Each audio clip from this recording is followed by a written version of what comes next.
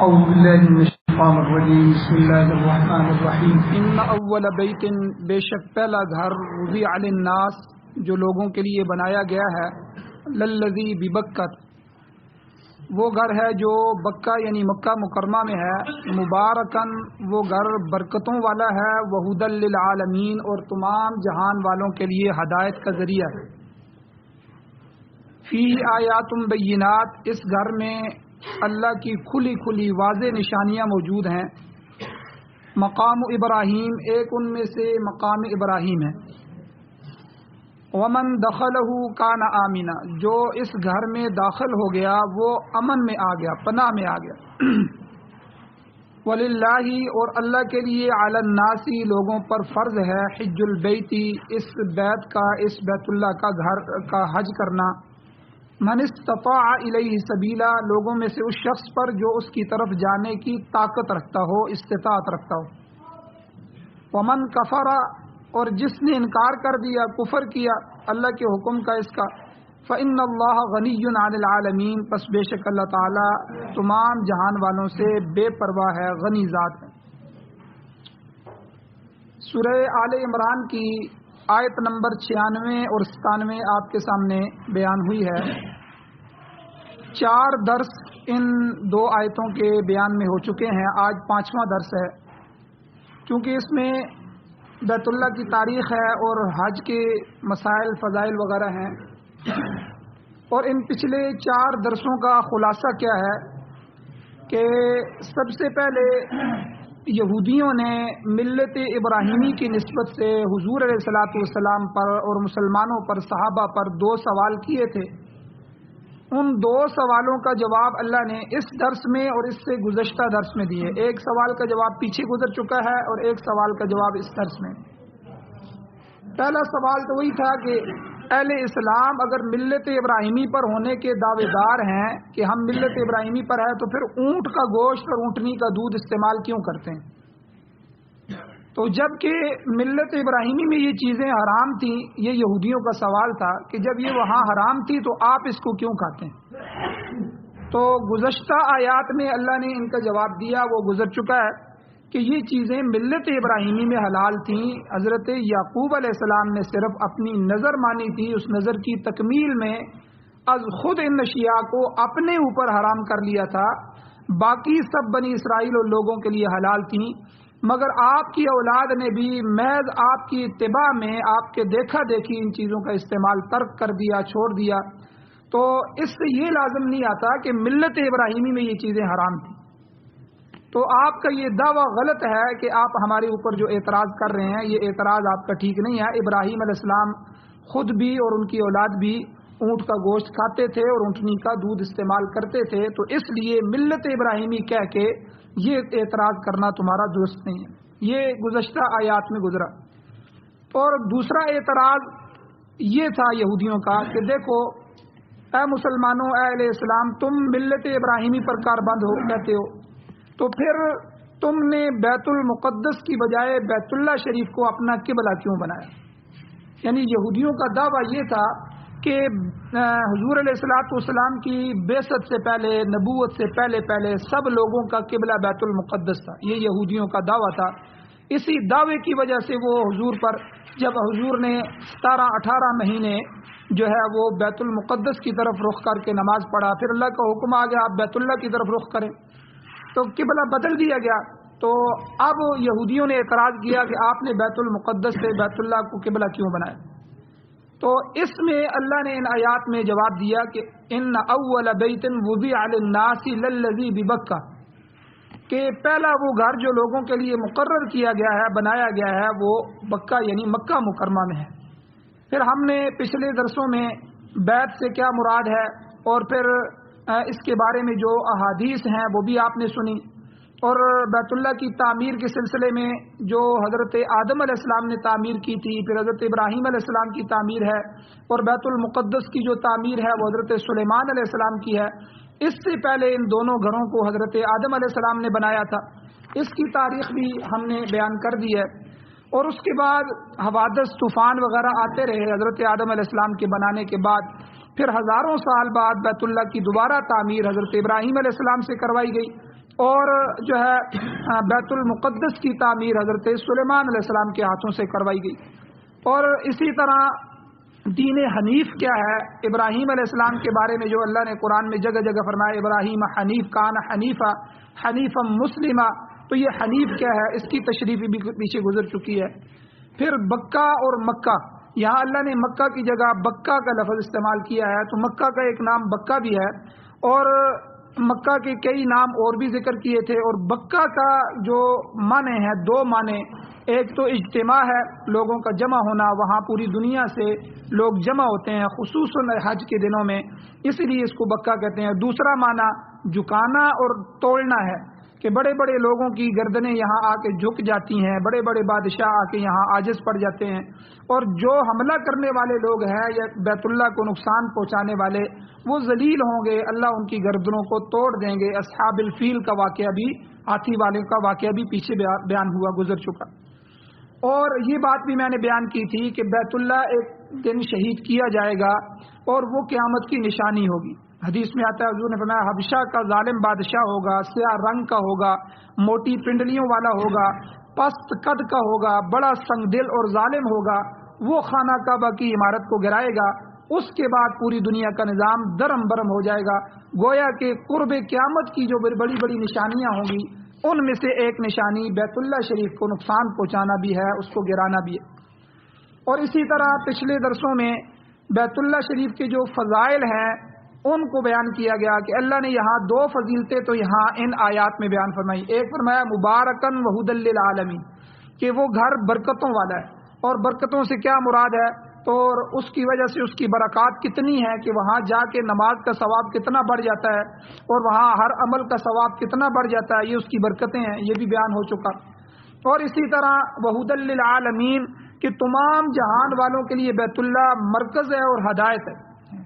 اور اس کی مثال میں نے ایک دی تھی کہ جس طرح انسانی جسم میں ناف ہوتی ہے، ماں کی ناف پیٹ میں موجود بچے کے لیے خوراک کا کام دیتی ہے، اللہ ناف کے ذریعے سے اس کو خوراک پہنچاتے ہیں. اسی طرح جو ہے اللہ نے جب زمین کو بنایا تو ساری زمین میں پانی تھا، تو بیت اللہ کی جگہ سے ایک بلبلہ اٹھا اور وہاں سے اللہ نے زمین کو پوری دنیا میں بچھا دیا، اور یہ بالکل زمین کا درمیان کا حصہ ہے. اسی لیے یہ اسی طرح جس طرح ماں اب کی ناف بچے کو خوراک پہنچاتی ہے، بیت اللہ کے ذریعے پوری دنیا کو اللہ جل شانہ روحانی غذا پہنچاتے ہیں، ہدایت پہنچاتے ہیں. تو اور اسی طرح کعبے کی تاریخ بھی پیچھے گزر چکی ہے کہ کعبہ کو کتنی دفعہ بنایا گیا.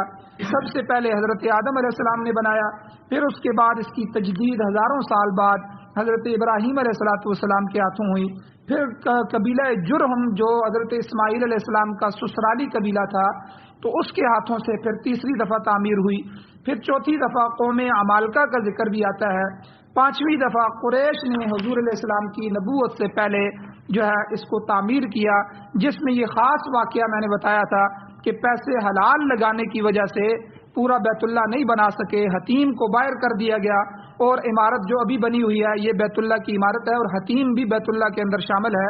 اور پھر حجر اسود کی جو وہاں لگانے کی ترتیب تھی وہ بھی حضور کے ہاتھوں سے لگوائی گئی، یہ واقعہ پیچھے بیان ہو چکا ہے. چھٹے نمبر پر پھر عبداللہ ابن زبیر رضی اللہ تعالیٰ عنہ نے خانہ کعبہ کی تعمیر کی، انہوں نے حتیم کو پھر بیچ میں شامل کر دیا. پھر عبد الملک بن مروان کے زمانے میں حجاج بن یوسف جو تھا، یہ 7ویں دفعہ اس کی تعمیر، پھر بیت اللہ کو گرا کر اس نے نئے سرے سے تعمیر کی، اس نے حتیم کو پھر باہر کر دیا. پھر آخری تعمیر 8ویں تعمیر ترکی کے عہد حکومت کے اندر سلطان مراد کے زمانے میں ہوئی تھی. یہ خلافت عثمانیہ کا زمانہ تھا اور ابھی تک وہی تعمیر چلی آ رہی ہے جو ترکوں نے کی تھی. ہاں البتہ سعودی حکومت نے حرم شریف کی جو تعمیر میں گراں قدر خدمات سر انجام دی ہیں وہ بھی پیچھے بیان ہو چکی ہیں. اور ایک بات پچھلے درسوں میں یہ بھی بیان ہوئی ہے کہ اہل کتاب نے بیت اللہ کی اور اس کے ارد گرد جو اللہ کی آیات بینات ہیں، واضح نشانیاں ہیں، ان مقدس مقامات کی فضیلت کو کم کرنے کے لیے اپنی کتابوں میں تحریف کی، تاکہ ہمارے یہودی لوگ جو ہیں عوام وہ ان کتابوں کو پڑھ کے کہیں مسلمان نہ ہو جائیں. اور 2 تحریفیں میں نے آپ کو بتائی تھیں. ایک تو ان کی زبور کے اندر موجود ہے کہ خدا کے مقدس بندے وادی بکہ میں گزریں گے. اس سے مراد حضرت ابراہیم اسماعیل علیہ السلام ہیں اور آب زمزم کا بھی تذکرہ ہے. تو انہوں نے بکہ کو بکا بنا دیا کہ وادی بکا میں گزریں گے.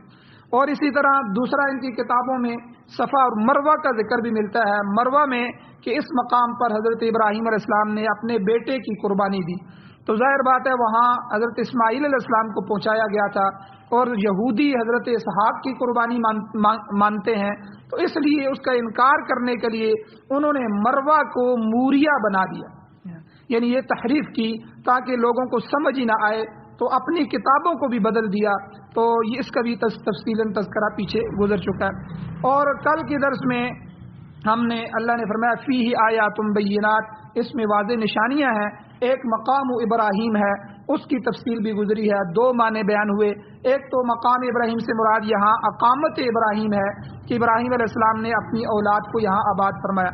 اور دوسرا معنی مقام ابراہیم سے وہ مشہور پتھر ہے کہ جب حضرت ابراہیم علیہ السلام کو بیت اللہ کی تعمیر کا حکم ہوا تو وہ اس پر کھڑے ہو جاتے تھے, اور جوں آپ کی تعمیر اوپر جاتی تھی یہ پتھر اللہ کے حکم سے خود بخود اونچا ہوتا جاتا تھا. اور جب شام کو یا کسی وقت بھی آپ کو نیچے اترنا ہوتا, آپ نیچے بیٹھ جاتے تو وہ پتھر نیچے ہو جاتا, آپ نیچے اتر آتے تھے. تو یہ ایک معجزاتی پتھر ہے. آج بھی مقام ابراہیم میں اس کو شیشے کے انتہائی عمدہ اور اعلیٰ خول کے اندر جو ہے اس کو بند کیا گیا ہے. حج کرنے والے, عمرہ کرنے والے اس کی زیارت کرتے ہیں. یہاں تک تو پچھلے 4 درسوں کا خلاصہ ہے جو میں نے بیان کیا ہے. اب آج کے درس میں ایک چیز تو کل یہ بھی بیان ہوئی کہ امن دخلہ کان آمنا, اللہ نے فرمایا جو اس میں داخل ہو گیا وہ امن میں آ گیا. اس سے دونوں قسم کے امن, ظاہری امن اور باطنی امن, اس کی تفصیل بھی بیان ہوئی کہ ظاہری طور پر بھی اگر کوئی آدمی گناہ کر کے بھی, قتل کر کے بھی, یا کسی اور حدود والا کام کر کے جس پر حدود اللہ آئے تو وہ کر کے بھی بیت اللہ میں داخل ہو جائے تو اس کو وہاں تکلیف نہیں دی جائے گی. بیت اللہ نے اس کو پناہ دے دی ہے, وہ امن کی جگہ. بیت اللہ کے تقدس کو, حرم پاک کی تقدیس اور تبریک کو مجروح نہیں کیا جائے گا, اس کو نقصان نہیں پہنچایا جائے گا. ہاں یہ کوشش کی جائے گی کہ اس کا کھانا پینا بند کیا جائے تاکہ وہ باہر نکلے اور باہر اس کو پکڑ کے اس کو سزا دی جائے گی. اور اسی طرح اگر وہاں جا کے کوئی آدمی بالفعل فساد کرتا ہے, وہاں جا کے اندر کوئی معاملات خراب کرتا ہے, اس میں اہل فتویٰ کے فتویٰ موجود ہیں کہ وہاں اس کا کلا کما کیا جا سکتا ہے. لیکن بہرحال اس میں بھی زیادہ سے زیادہ خیال رکھا جائے کہ حرم پاک کا تقدس مجروح نہ ہو, زخمی نہ ہو. اور امن کی دوسری صورت باطنی ہے, یعنی جو شخص وہاں داخل ہو گیا وہ دوزخ سے محفوظ ہو گیا. اسی لیے حضور نے فرمایا کہ جو آدمی حج کر لیتا ہے تو وہ اس طرح پاک ہو جاتا ہے کہ جس طرح اپنی ماں کے پیٹ سے بچہ پیدا ہوتا ہے, معصوم ہوتا ہے, اللہ اس کو حج کی برکات سے اس کو جو ہے وہ پاک صاف کر دیتے ہیں گناہوں سے. تو یہ اس کی باطنی جو ہے وہ صورت ہے کہ اللہ نے یہ باطنی طور پر اس مقام کو امن والا بنایا.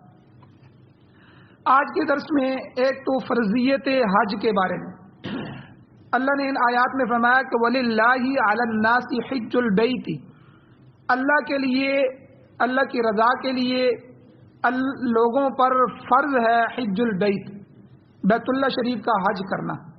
کس پر فرض ہے؟ من استطاع الیہ سبیلا, جو اس کی طرف جانے کی استطاعت رکھتا ہو. اب یہاں 2 چیزیں بیان ہوئی. ایک تو حج کی فرضیت بیان ہوئی کہ حج کوئی سنت یا نفل یا کوئی عام چیز نہیں ہے, بلکہ حج فرائض میں سے فرض ہے. اسی لیے حج کو ارکان اسلام میں حضور نے شامل فرمایا. جو رکن اسلام ہے وہ مسلمان ہو اور یہ کام نہ کرے یہ ہو نہیں سکتا. ارکان اسلام اس کو کہتے ہیں, لازمی چیزیں جن میں نماز ہے, روزہ ہے, حج ہے, زکوٰۃ ہے اور کلمہ توحید ہے. تو کلمہ توحید تو ہر مسلمان کو پڑھنا ضروری ہے, اور اسی طرح نماز, روزہ, حج, زکوٰۃ بھی اللہ نے فرض کیے ہیں. یہ ارکان 5 چیزیں ارکان اسلام میں سے. اب یہ تو فرضیت بھی آ گئی. دوسری من استطاع الیہ سبیلا, ہر آدمی پر فرض نہیں. اب نماز جو ہے بالغ ہونے کے بعد ہر آدمی پر ہر دن 5 وقت کی نماز فرض ہے. اب روزے جو ہیں کیا وہ بھی ہر روز فرض ہیں؟ نہیں. روزوں کی جو فرضیت ہے وہ پورے سال میں 1 مہینہ اللہ نے رمضان کا ایسا رکھا ہے جو صاحب بالغ آدمی جو ہے اس پر جو ہے عاقل بالغ مسلمان آدمی پر یہ پورے مہینے کے روزے رکھنا فرض ہے، چاہے مہینہ 29 کا ہو یا مہینہ 30 کا ہو۔ قمری مہینے، چاند کے مہینے کبھی 29 کے بھی ہوتے ہیں، کبھی 30 کے بھی ہوتے ہیں، تو چاند دیکھ کے روزہ رکھا جائے گا، چاند دیکھ کے افطاری کی جائے گی۔ تو جو ہے جتنے دنوں کے یہ مہینے ہوں گے تو اس مہینے کے روزے رکھنے۔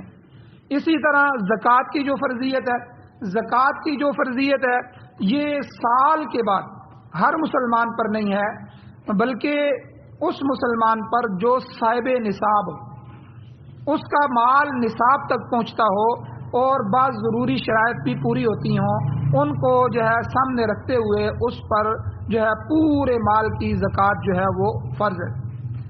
اسی طرح حج ہے، تو حج کیا ہر آدمی پر ہے اور کیا ہر سال ہے؟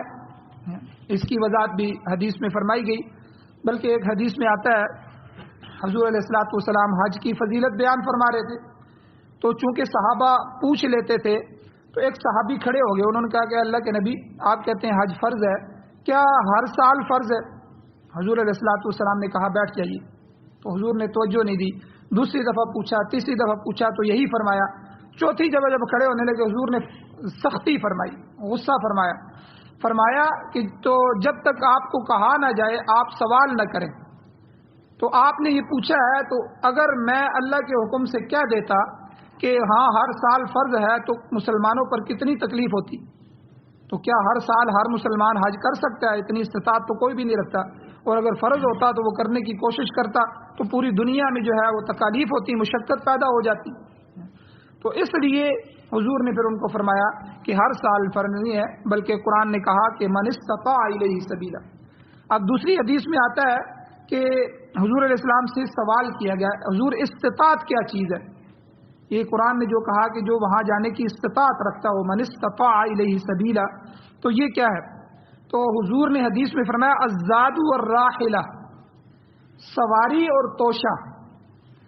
اس وقت سواریاں یہی ہوتی تھیں، اونٹ پر جو ہے وہ سفر کرتے تھے، اور یہ خچر ہوتے تھے یا اس طرح کی مضبوط سواریاں ہوتی تھیں، لمبے سفر ہوتے تھے، کئی مہینے لگ جاتے تھے۔ اسی لیے جو حج کے مہینے ہیں وہ حج کے مہینے جو ہے رمضان کے فوراً بعد شروع ہو جاتے ہیں، شوال، ذوالقعدہ، ذی الحج، یہ 2.5 مہینے جو ہیں وہ حج کے بنتے ہیں، تو اس وقت لوگ پہلے ہی سفر شروع کر دیتے تھے۔ اسی لیے حضرات نے فرمایا کہ ان مہینوں سے پہلے سفر کرنا مکروہ ہے، جائز نہیں ہے، یہ حج کے مہینے ہیں، اس میں وہ سفر کرتے تھے۔ تو بہرحال حضور نے فرمایا الزاد والراحلہ، کہ سواری اس کے پاس موجود ہو اور زاد راہ ہو، توشہ، رستے میں اس کے لیے کھانا پینا، یہ ساری چیزیں جو ہے موجود ہوں۔ یاد رکھیں قرآن جو ہے اس میں اصول بیان کیے گئے، اور حدیث جو ہے نبی علیہ الصلوۃ والسلام کی فرمان، یہ قرآن کی تفصیل اور تشریح ہے۔ اب قرآن میں صرف یہ کہا گیا کہ نماز فرض ہے، نماز پڑھو، نماز پڑھو، نماز پڑھو۔ قرآن میں ہمیں یہ نہیں بتایا گیا کہ کتنی نمازیں ہیں اور ان کی کتنی رکعتیں ہیں، کتنی فرض ہیں، کتنی سنت ہیں، کتنی سنت موقدہ ہیں، کتنی سنت غیر موقدہ ہیں، کون سے نوافل ہیں، پھر کتنی رکعتیں پڑھنی ہیں، ہر رکعت میں جو ہے کیا کیا پڑھنا ہے، رکوع میں کون سی تسبیحات ہیں، قیام میں کیا کرنا ہے، اور تشہد میں کیا کرنا ہے، یہ چیزیں ساری تشریح حدیث میں کی گئی۔ تو اس لیے قرآن اور حدیث، قرآن اصول ہے، حدیث اس کی تشریح ہے۔ تو یہاں صرف یہی کہا گیا کہ حج فرض ہے جس پر استطاعت۔ اب آگے حدیث میں اس کی تشریح کی گئی، صحابہ نے جب پوچھا تو حضور نے فرمایا الزاد والراحلہ، جس کے پاس یہ ہو۔ تو گویا کہ یہ سمجھ لیں موجودہ زمانے میں فلائٹ کا کرایہ ہو، جہاز کا جانے کا، اور حج اور عمرہ کے لوازمات جو پورے کرنے ہیں، جس میں اس کا احرام ہے، بیگ بستہ ہے، دوسری چیزیں ہیں جو ضروری، یہ ان کے پیسے رقم موجود ہو، یہ خرید سکتا ہو، اور وہاں جتنے دن رہنا ہے، 20 دن کا، 25 دن، 30 دن جو ہیں، اور 40 دن ہیں، جتنے دن رہنا ہے ان کا کھانا پینا، ہوٹل کا کرایہ، اور گورنمنٹ کا جو ٹیکس وغیرہ یا کرایہ وغیرہ ہے وہ، اور اسی طرح دوا دارو کے لیے رقم، اور دوسری جو ضروریات ہیں ان کی رقم، اور واپسی کا کرایہ، پھر حج کے جو ضروری افعال ہیں جیسے قربانی وغیرہ ہے اس کا خرچہ، ٹھیک ہے، اور اتنی مدت تک، جتنی مدت وہاں وہ رہے گا، اتنے مدت تک پیچھے اپنے گھر والوں کا، اہل خانہ کا خرچہ، ان کا کرایہ، اگر مکان کرائے کا ہے تو کرایہ، اگر ان کا کھانا پینا ہے تو کھانے پینے کا جو ہے وہ خرچہ، اور اسی طرح بجلی گیس پانی وغیرہ کے بل ہیں، اور اسی طرح دوسری ضروریات، یہ ساری چیزیں اگر آدمی کی مکمل ہوں تو اس پر حج فرض ہو جاتا ہے۔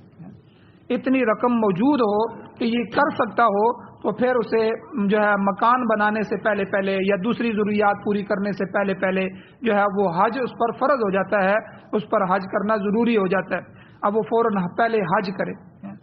اور یہاں تک تو جو ہے سارے ائمہ کے اندر اتفاق ہے کہ حج کی فرضیت ہے۔ بعض فروعات ہیں جن میں فقہاء کرام کا اختلاف بھی موجود ہے۔ امام شافعی رحمہ اللہ فرماتے ہیں کہ جس شخص کے پاس مال موجود ہے اور اس پر حج لازم ہے، فرض ہے، تو خواہ وہ ذاتی طور پر معذور ہے، اپاہج ہے، اندھا ہے، بیمار ہے، اگر وہ خود چل کر حج نہیں کر سکتا تب بھی حج اس پر پیسے موجود ہیں تو حج لازم ہے۔ اسے چاہیے کہ کسی دوسرے شخص کو حج بدل کے لیے بھیج دے، لیکن حج بہرحال اس پر ہوگا۔ امام مالک رحمہ اللہ کا مسلک یہ ہے کہ مال کے علاوہ آدمی کا تندرست ہونا بھی ضروری ہے۔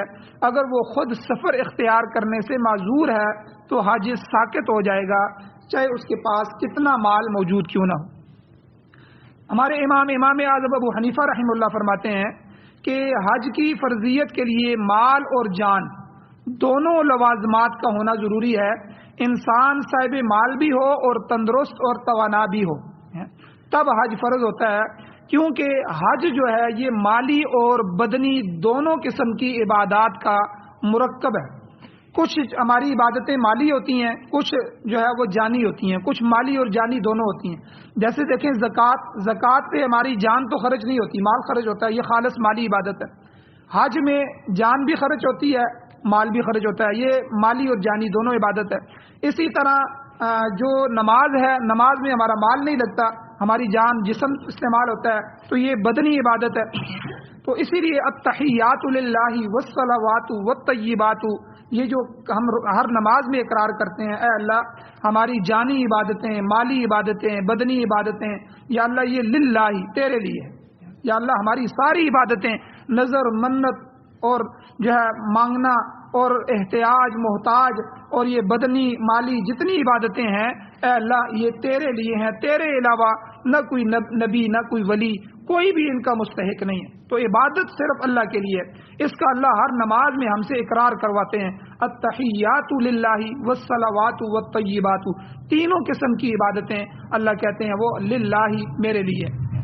تو اس لیے حج، چونکہ امام صاحب فرماتے ہیں کہ حج میں مال بھی لگتا ہے اور جان بھی لگتی ہے، اس لیے مال بھی موجود ہو اور جان کا بھی تندرست ہونا ضروری ہے، کیونکہ یہ دونوں قسم کی عبادت ہے، تو دونوں قسموں کا جو ہے میسر ہونا ضروری ہے۔ اگر تندرست اور توانا ہوگا تو حج جو ہے اس پر فرض ہوگا، کیونکہ حج مالی اور بدنی دونوں عبادتیں، لہذا استطاعت کے اندر یہ دونوں چیزیں بھی شامل ہیں۔ ابھی دیکھیں کہ اگر آدمی معذور ہوگا، حج بڑا مشقت کا سفر ہے، جن حضرات نے کیا ہے، کیونکہ 3 دن 4 دن 5 دن ہوتے ہیں، ان دنوں میں دوڑنا ہوتا ہے، ایک وقت میں ادھر ہے، دوسرے وقت میں وہاں پہنچنا ہے۔ اگر مغرب کی نماز ادھر پڑھی ہے تو فجر کی نماز وہاں جا کے پڑھنی ہے، عشاء کو وہاں جمع کرنا ہے، اور پھر قربانی کے بعد پھر جو ہے عمرہ، اور اسی طرح جو ہے بھاگنا دوڑنا ہوتا ہے، اور یہ تندرست آدمی کا کام ہے۔ بعض دفعہ کمزور بوڑھا آدمی بھی اس کو نہیں ادا کر سکتا، اس لیے وہاں دھکے بھی لگتے ہیں، رش ہوتی ہے، جگہ مختصر ہوتی ہے اور رش بہت زیادہ ہوتی ہے، تو اس لیے کمزور، اندھا، بیمار، اپاہج آدمی، اس لیے وہ کسی کے لیے بوجھ بھی بن سکتا ہے۔ اب ایک آدمی اس کو لے کے کرسی پہ چلے گا یا سر پہ اٹھا کے لے کے جائے گا، وہ بھی گرے گا، اس کو بھی گرائے گا، دوسرے معاملات بھی ہوں گے، تو اس لیے شریعت نے اس چیز کو بھی مد نظر رکھا ہے۔ اب ایک مسئلہ آ جاتا ہے عورت کا، کیا عورت کا حج جب اس پر فرض ہو جاتا ہے تو اس کے لیے محرم کا انتظار ضروری ہے کہ نہیں؟ تو مسئلہ یہ ہے، اگر محرم نہیں ہے تو عورت پر حج بھی فرض نہیں رہا، عورت حج نہیں کر سکتی، کیونکہ محرم کا ہونا حج کی شرائط میں داخل ہے۔ حج کی شرطوں میں سے ہے کہ عورت کے لیے ساتھ محرم بھی ہو، بغیر محرم کے عورت سفر نہیں کر سکتی اتنا لمبا۔ حضور علیہ الصلوۃ والسلام کے زمانے میں حدیث میں آتا ہے کہ ایک شخص کی بیوی حج پر چلی گئی، خاوند کا نام مجاہدین کی فہرست میں آ گیا، خاوند جہاد کے لیے جانے لگے، بیوی حج کے لیے جانے لگی، تو وہ جہاد کا تیاری کر رہا ہے اور یہ حج کی تیاری کر رہی ہے۔ نبی علیہ السلام کو خبر ہوگی تو حضور علیہ السلام نے اس شخص کو فرمایا حج مع امرأتک، اپنی بیوی کو کے ساتھ جا اور جو ہے تم اس کے ساتھ حج کرو، جہاد کو چھوڑ دو، جہاد کے جو ہے فی الحال تمہارے اوپر نہیں رہا، آپ جاؤ اور اس کے ساتھ حج کرو۔ ایک دوسری حدیث میں حضور علیہ السلام کے ارشاد گرامی ہے، حضور نے فرمایا جو عورت اللہ پر اور قیامت پر ایمان رکھتی ہے وہ اپنے خاوند یا محرم کے بغیر 3 دن سے زیادہ کا سفر اختیار نہیں کر سکتی۔ اچھا، 3 دن سے مراد یہ نہیں ہے کہ آدمی آج کے زمانے کے 3 دن، فقہا نے اس زمانے کے 3 دن کے سفر کو گنا ہے۔ یہ جو ہم سفر کی نماز کہتے ہیں نا، قصر نماز، تو 48 میل یا 78 کلومیٹر، یہ کیوں کہتے ہیں؟ اس زمانے میں جو سفر ہوتا تھا، یہ فقہا امت کے اوپر احسان کرنے والے لوگ ہوتے ہیں، یہ حدیث کو سامنے رکھتے ہیں، پھر حضور کے زمانے میں جاتے ہیں، پھر وہاں جا کے اس کی پیمائش کرتے ہیں۔ اب بظاہر حدیث کو دیکھنے والا وہ کہے گا کہ حضور نے فرمایا 3 دن، اس لیے عورت 3 دن کا سفر کر سکتی ہے، حدیث میں آیا ہے۔ لیکن یاد رکھیں، حدیث میں آیا اب ہمیں حضور کے زمانے میں جانا ہوگا۔ فقہا وہاں گئے، انہوں نے دیکھا کہ حضور کے زمانے میں ایک آدمی ایک دن کتنا سفر کرتا تھا۔ حضور کے زمانے میں جہاز اور ریل کاریں، گاڑیاں یہ تو نہیں ہوتی تھیں، خچر، اونٹ، گدے یہ سواری کے جانور ہوتے تھے، اور اونٹ اور گھوڑے اور یہ بڑے بہترین قسم کے ہوتے تھے۔ تو مکہ سے مدینہ جانے کے لیے آج تو 5 گھنٹے بھی نہیں لگتے، اس زمانے میں کئی دن لگ جاتے تھے اس سفر کو پورا کرنے کے لیے۔ تو اب ہوتا یہ ہے کہ تقریباً 16 میل فقہا نے اندازہ لگایا ہے کہ 16 میل جو ہے وہ سفر اس وقت حضور کے زمانے میں صبح سے لے کر شام تک، جس میں نماز بھی بندہ پڑھ لے، کھانا پینا بھی کر لے، 16 میل کا سفر ان سواریوں پر ہوتا تھا۔ تو ایک دن 16 ہو گئے، تو اسی طرح دوسرے دن اور تیسرے دن 3 دنوں کا ملا کے یہ 48 میل بن جاتا ہے۔ تو یہ 16 × 48 میل جو ہے یہ سفر جو ہے یہ شرعی سفر بنے گا۔ اب بندہ جہاز میں کرے، ریل میں کرے یا گھوڑے پہ بیٹھ کے کرے، کوئی 48 میل، اور میل جو ہے پرانا ہوتا تھا، انگریزی دور آیا تو کلومیٹر چل گئے، اب پھر میلوں کو کلومیٹر میں کنورٹ کیا تو یہ 78 کلومیٹر بن جاتے ہیں۔ جس طرح کلو اور سیر ہوتا تھا، پرانے زمانے میں سیر ہوتا تھا، سیر کلو سے کچھ گرام کم ہوتا ہے، 100 گرام یا اس طرح، تو کلو جب آیا تو کلو 100 گرام زیادہ ہوتا ہے۔ تو اسی طرح انگریزی اور دیسی باٹوں میں جس طرح فرق ہوتا ہے، اسی طرح مسافت کے جو پیمانے تھے، ناپ تول کے پیمانے، کلو میٹر اور میل، پرانا دیسی میل ہوتا تھا، انگریزی کلو میٹر ہے، تو اس طرح 48 میل پرانا یا نئے کلومیٹروں کے حساب سے 78 کلومیٹر بن جاتے ہیں۔ اگر اتنا سفر ہو تو یہ شرعی سفر کہلاتا ہے۔ اس کے بعد آدمی اتنا سفر کرنے والا مسافر کہلاتا ہے، اس کی نماز قصر ہو جاتی ہے، اور عورت اس سے زیادہ سفر بغیر محرم کے نہیں کر سکتی۔ اس کا مطلب ہے کہ اس کے درمیان جو سفر ہوتا ہے، عورت بچے کو لے کے یا کسی کو لے کے کر سکتی ہے، اپنے جو پردے کی حدود ہیں، دوسری شرائط ہیں، لیکن اس سے زیادہ کا سفر عورت کے لیے جائز نہیں ہے۔ تو حضور علیہ السلام نے اس حدیث میں فرمایا جو عورت اللہ اور قیامت پر ایمان رکھتی ہے وہ اپنے خاوند یا محرم کے بغیر 3 دن سے زیادہ کا سفر اختیار نہیں کر سکتی۔ اور محرم کون سا شخص ہوتا ہے؟ محرم وہ شخص ہے جس کے ساتھ عورت کا نکاح ہمیشہ کے لیے حرام ہو، اس کو محرم کہتے ہیں۔ جیسے باپ ہے، باپ سے عورت کا نکاح نہیں ہو سکتا، بیٹا ہے، بھتیجا ہے، بھانجا ہے، ماموں ہے، چچا ہے، تایا ہے، سسر خسر وغیرہ ہے، یہ عورت کے لیے رشتے ہمیشہ کے حرام ہوتے ہیں۔ تو اس لیے ان کے ساتھ عورت جا سکتی ہے، یہ اس کے محرم کہلائیں گے، محرم کہلوائیں گے، ان کے بغیر اس سے زیادہ کا سفر عورت نہیں کر سکتی۔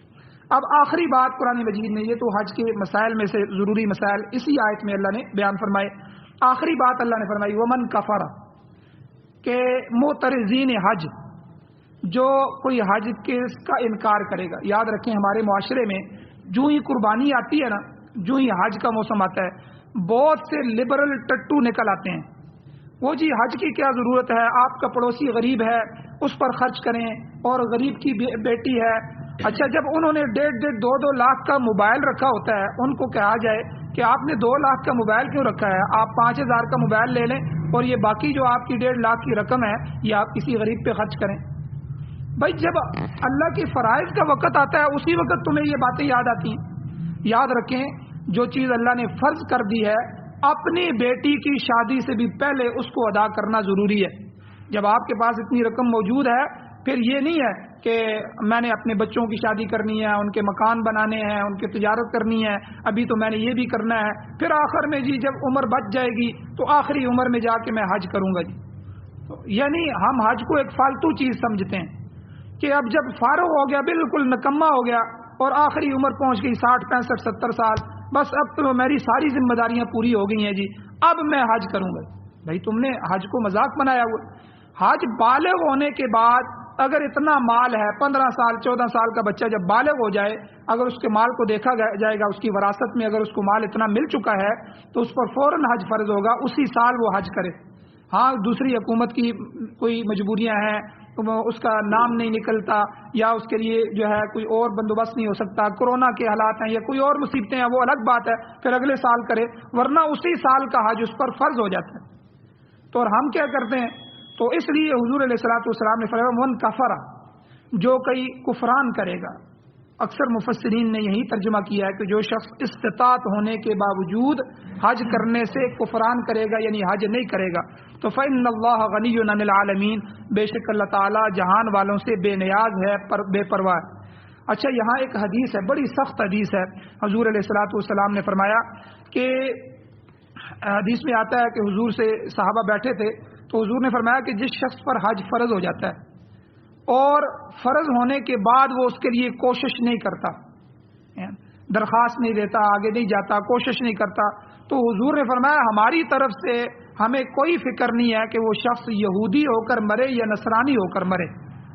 یعنی اتنی سخت حدیث، ہمیں کوئی سروکار نہیں ہے، پھر اسلام اس سے بے پرواہ ہے، اللہ کی ذات بے پرواہ ہے۔ ایسے شخص کو کوئی حادثہ پیش آ جائے، مال میں کمی ہو جائے یا کسی تکلیف میں مبتلا ہو جائے، پھر نہ جا سکے، ٹھیک ہے، ہم اس کی ذمہ دار نہیں ہیں، ٹھیک ہے، یعنی وہ یہودی مرے یا عیسائی مرے، کیونکہ اس پر حج فرض تھا، اس کے باوجود جو ہے اس نے حج کے لیے کوشش نہیں کی۔ تو اس آیت میں بھی اللہ نے یہی فرمایا ومن کفر فإن اللہ غنی عن العالمین، جو کوئی اس سے کفر کرے گا، حج نہیں کرے گا یا اس کا بالکل انکار ہی کر دے گا، تو اللہ تعالی جہان والوں سے بے پرواہ ہے۔ اللہ کو ہماری اور آپ کی اور پورے جہان کی عبادتوں کی ضرورت نہیں ہے، عبادتوں کے لیے تو اس کے پاس فرشتے بھی بے شمار ہیں جو ہے خرب کے حساب سے ہیں، اور جب سے دنیا بنی ہے اس سے پہلے سے وہ عبادت کر رہے ہیں، کوئی سجدے میں ہے، کوئی کھڑا ہے، کوئی تلاوت کر رہا ہے، کوئی اللہ کی حمد و ثنا کر رہا ہے، کوئی اس کے حکم کے منتظر میں ہے۔ تو اس لیے ہماری عبادتوں کی اللہ کو ضرورت نہیں ہے، اللہ بے پرواہ ذات ہے۔ اللہ جل شانہ سے دعا ہے اللہ ہمیں عمل کی توفیق عطا فرمائے۔ آمین۔ الحمدللہ رب العالمین والعاقبۃ للمتقین والصلاۃ والسلام علی رسولہ النبی الامی الکریم۔ یا اللہ ہماری کمیوں کوتاہیوں کو معاف فرمائے، یا اللہ درگزر فرمائیے، صغیرہ کبیرہ گناہوں کو معاف فرمائیے، یا اللہ نبی علیہ الصلوۃ والسلام کی محبت نصیب فرمائیے، یا اللہ نیک شخصیات کی محبت نصیب فرمائیے، ان کے نقش قدم پر چلنا نصیب فرمائیے، یا اللہ قرآن و سنت کو سننے سمجھنے اس پر عمل کرنے کی توفیق عطا فرمائیے، سعادت والی زندگی اور شہادت والی موت نصیب فرمائیے، یا اللہ پاکستان سمیت پوری دنیا میں قرآن و سنت کا غلبہ نصیب فرمائیے، قرآن و سنت کا نظام نصیب فرمائیے، قرآن و سنت کی بالادستی نصیب فرمائیے۔ صلی اللہ تعالی علی خیر خلقہ محمد وآلہ وصحبہ اجمعین برحمتک یا ارحم